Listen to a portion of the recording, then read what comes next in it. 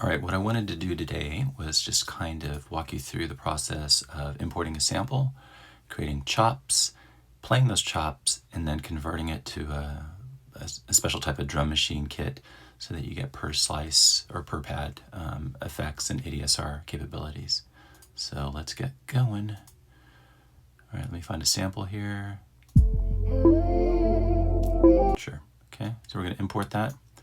We'll start off with a quick sampler first. And then let's go ahead and bring up the edit view. So this is kind of the standard drill. Let me switch it to drum pads.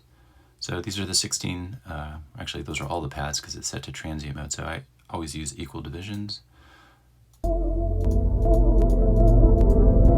as I play them, you'll notice that they kind of are colliding with one another, so you want to change your voice count to mono in the amp parameter.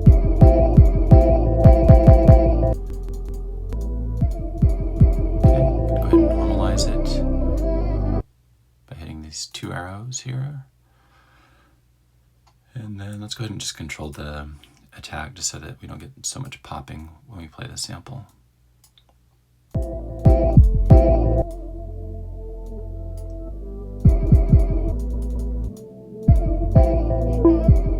Okay, so that's typical, right? So what's cool about that is that you can play your individual slices.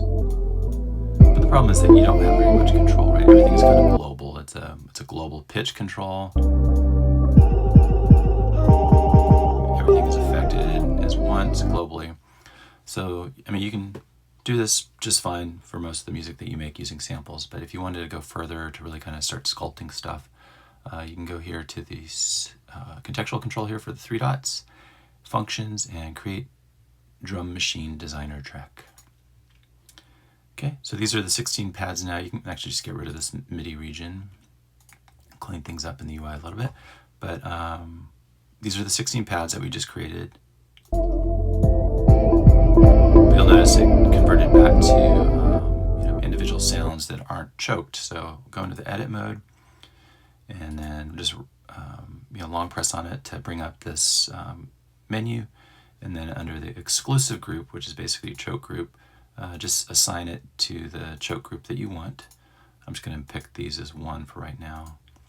I won't go through all 16, but I'll pick a handful here to assign them to the same choke group.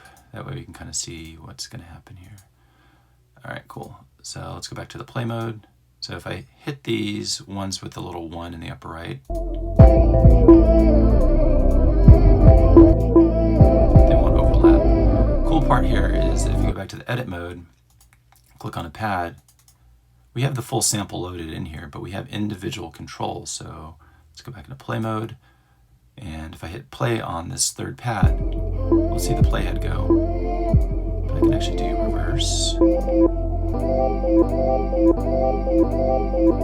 can change, let's say I want to drop it down 4. Now if I go to this next one, that one stays as normal.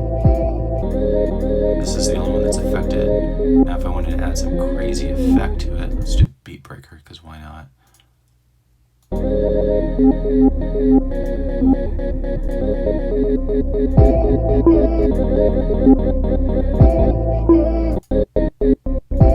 Okay, notice how it's still being choked, right? So you can apply all these sort of crazy effects to individual pads.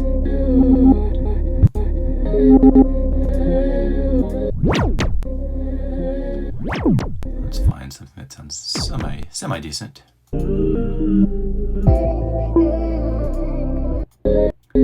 So, since you have control over the choke groups, you can just change the choke group or turn it off altogether. That way it'll play on top of your sample.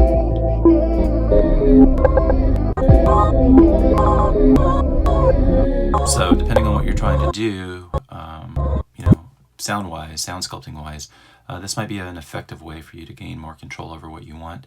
So, again, it's pretty straightforward. You drag in your sample. So you drag it in, do a quick sampler conversion, go into the edit mode for it. I always use equal divisions, get it organized the way that you want it.